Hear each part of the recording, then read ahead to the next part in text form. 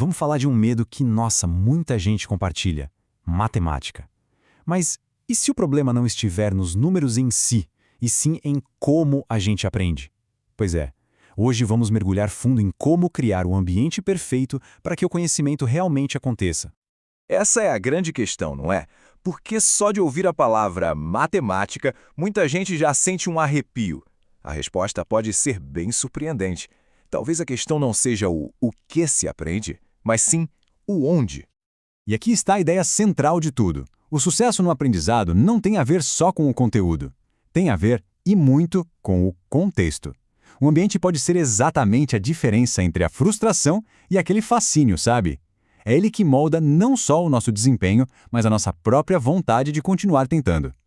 Ok, então, quando a gente fala de ambiente, não é só sobre o espaço físico, a sala de aula. É um conceito muito, mas muito mais rico. Vamos entender direitinho quais são as partes essenciais dele. Pensa no ambiente de aprendizagem como se fosse um ecossistema. Não é só sobre as carteiras e a lousa, mas sobre toda a atmosfera. Envolve o clima emocional, as conexões que as pessoas fazem e, claro, aquela faísca intelectual que faz o aprendizado ser possível de verdade. Para dar certo, um ambiente de aprendizagem se apoia em 4 pilares e todos eles estão conectados. O pilar físico nos dá as ferramentas. O psicológico dá a segurança para a gente usar essas ferramentas sem medo. O social permite que a gente construa junto com os outros. E o cognitivo? Bom, ele acende a vontade de construir.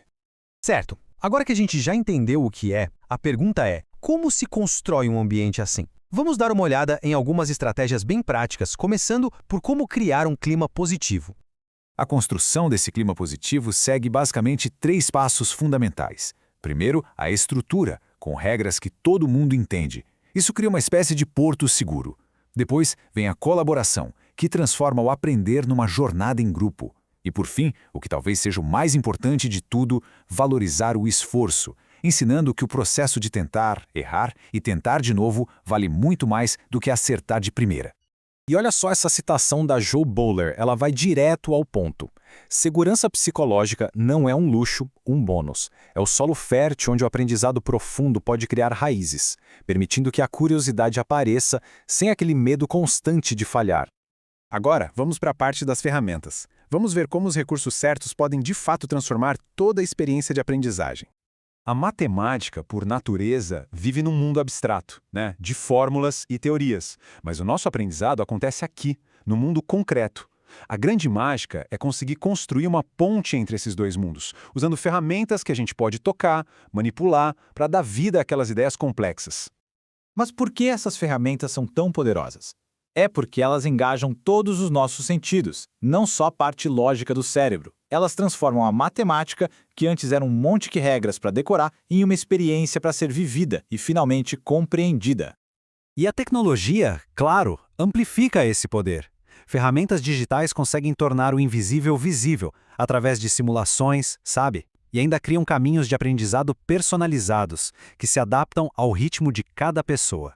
Ferramentas são incríveis, mas a orientação humana, essa é fundamental. Agora vamos focar no papel do professor, que é simplesmente insubstituível.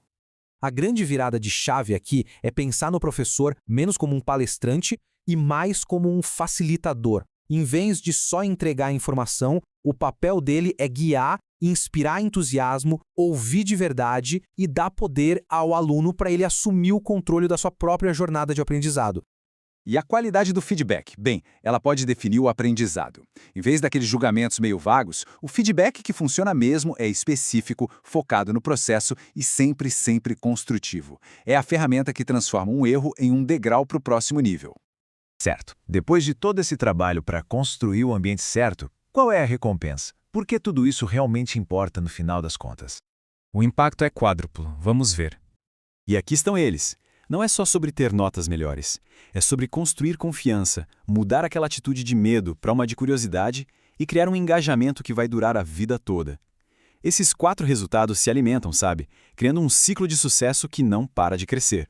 No fim de tudo, o grande objetivo é uma mudança profunda de perspectiva. É transformar a matemática, que para muitos é um muro de problemas, em um campo aberto, fascinante, cheio de possibilidades para explorar. E a gente termina com essa reflexão. que potencial incrível a gente poderia liberar se cada espaço de aprendizagem fosse pensado para curiosidade e não só para conformidade. E isso não vale só para matemática, vale para tudo na vida.